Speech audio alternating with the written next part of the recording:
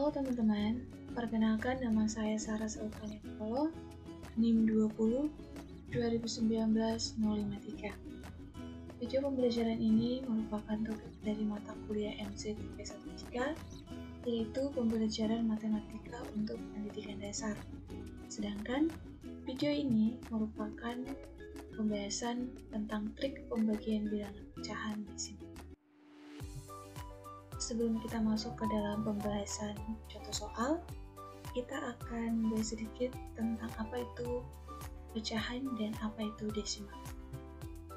Mungkin dari teman-teman banyak yang sudah tahu apa itu bilangan pecahan.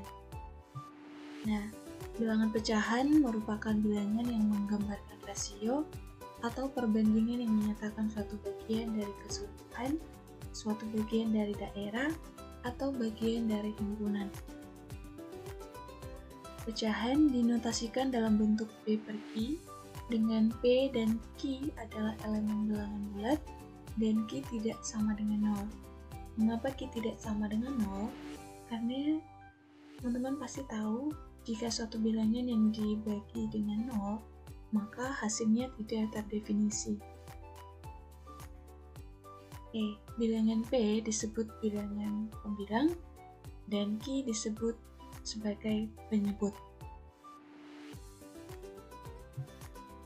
Secara khusus teman-teman, pengertian dari suatu pecahan ini bermacam-macam, yaitu sebuah pecahan bisa berarti pembagian. Contohnya, 1/4 bisa berarti 1 dibanding 4.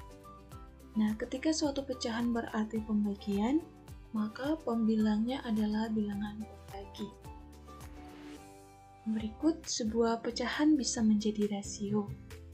Contohnya, 1/4 bisa berarti rasio antara 1 dengan 4. Ketika sebuah pecahan berarti rasio dari dua besaran, maka besaran-besaran tersebut mempunyai satuan yang sama.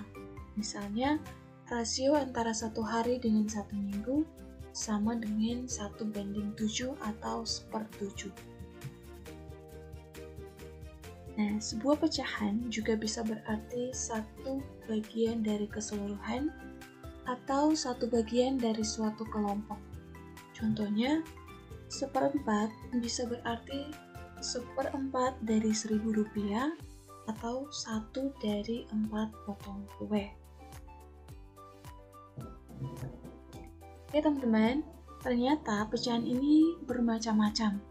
Itu ada pecahan biasa, kemudian pecahan campuran, pecahan desimal, ada persen, dan juga per mil. Dan sekarang kita masuk ke desimal. Nah, apa itu desimal? Desimal merupakan bilangan yang didapat dari hasil pembagian suatu bilangan dengan 10, 100, 1000, 10.000, dan seterusnya. Dan desimal ditulis dengan menggunakan koma. Kita masuk dalam contoh soal. Kita punya soal yang pertama 4,5 dibagi 0,9. Nah, untuk menyelesaikan soal ini, kita punya trik pembagiannya, yaitu kita lihat angka yang ada di belakang koma.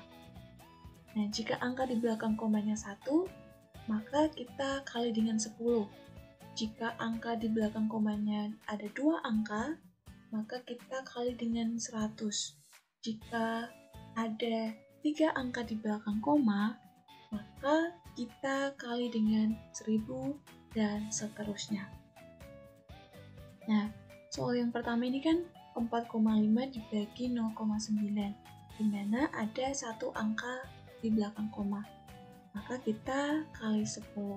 Jadinya 4,5 dikali 10 per 0,9 dikali 10. Sama dengan 45 per 9. Kita sederhanakan, hasilnya sama dengan 5. Nah, 5 ini didapat dari mana?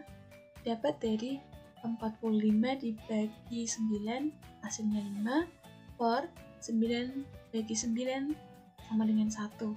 Yaitu 5/1 sama dengan 5. soal yang kedua, kita punya 12,5 dibagi 2,5. Karena hanya satu angka di belakang koma, maka kita kali dengan 10. Jadinya 12,5 dikali 10 per 2,5 dikali 10 sama dengan 125 per 25. Kita sederhanakan, hasilnya sama dengan 5. Soal yang ketiga.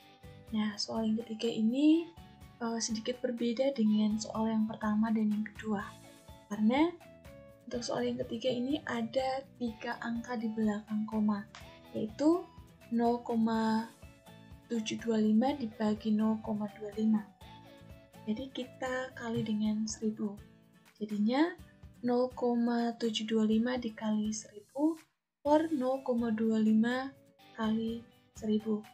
Nah, karena pembilangnya dikali 1000, maka penyebutnya juga ikut dikali 1000. Hasilnya sama dengan 725 per 250. Kita sederhanakan, hasilnya 29 per 10 sama dengan 2,9.